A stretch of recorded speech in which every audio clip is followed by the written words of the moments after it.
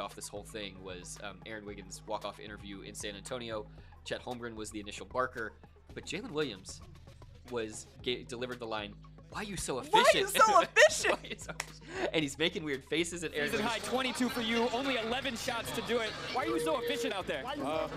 This was after a game in which Wiggins, really was able to help seal a good victory on the second night of a back-to-back in San Antonio, where the Thunder stomped on the Spurs. Yeah. And Wiggins was one of these like unsung heroes.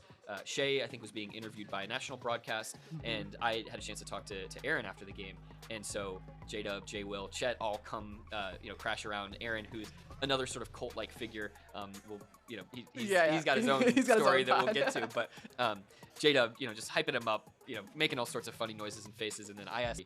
But to see the strides that he made in year 2, really sensational, and the fact that he's able to be a 3-level scorer, an extremely efficient clip, to be a 4 to 5 position defender, and do that at a really high level. I mean, it's a guy that you have a really hard time not leaving on the floor for all 48 minutes. And guess what? When it comes to winning when it matters, you need as many of those guys as possible. And J-Dub, just has an obvious bright future in that department. 100%. I love what Kenrich Williams said. He said, "I'm thinking about being a GM," because he said at the very outset of J-Dub's rookie season, we talked to Kenrich Williams. I believe it was in training camp. It was training camp, yeah. It was in training camp of his rookie season. And he said, "Yeah, that's going to be an all-star one day." Yeah, J-Dub all-star. J-Dub's going to be an all-star. Book it. So he called the shot on J-Dub being an incredible player. He had the 6th most total points in the 4th quarter in the NBA. Okay. 6th most, period, during the regular season. Do you want to hear the names of the 5 people ahead of him, or do you want to try to guess? Okay, so 6th most points of anybody in the 4th quarter. Yes, total points. Total points. Yes.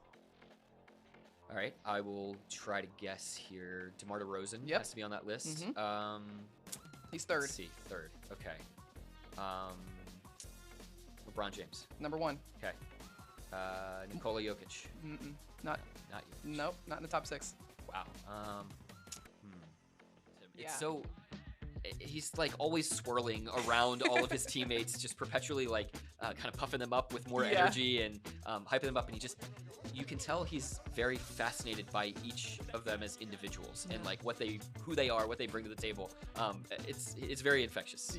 The way that he's able to kind of breathe life into things. We even had a little Nick Gallo on one of those shirts. Yes, that's true. That was down in New Orleans. That's right. That's right. It had all the dogs on it, and then Nick Gallo. He really wanted to make sure that I saw it after the game in that walk-off interview. Did you see the show? It was so good. Something that we talked with these guys about heading into the season, that this team, had not had a true lob threat in the past, a guy that is a downhill vertical spacer.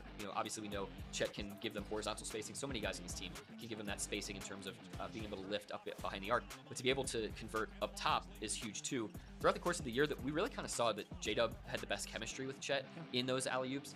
We saw the year that we had now, and be disappointed is also like a really good thing, doing what we did. So something that we're going to build on, and brought us really closer together. This is a guy that's all about being closer together to his teammates. He's all about the fun and the joy and the camaraderie. I think his recognition. The thing about J-Dub is he's just a different type of guy. He's not your normal, rising star. He got a little different type of swag to him. He was saying this. The reason he's great is because you can't just do the same stuff that everyone else is doing and assume that you're going to get to the same place they're going. Right. You have to be your own guy. You have to be who you are, do something a little bit different in order to be great. And that's what J-Dub is doing. He's not scared to be different. He's not scared to, go a different way, try something else. And as a result, he's a rising star in this league and has taken massive strides forward. And he's done that within the team concept. Record saying I've been barked at Target or or Starbucks. And I can only imagine